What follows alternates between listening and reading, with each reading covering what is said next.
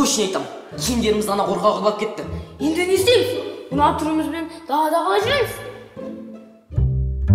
Кеттік.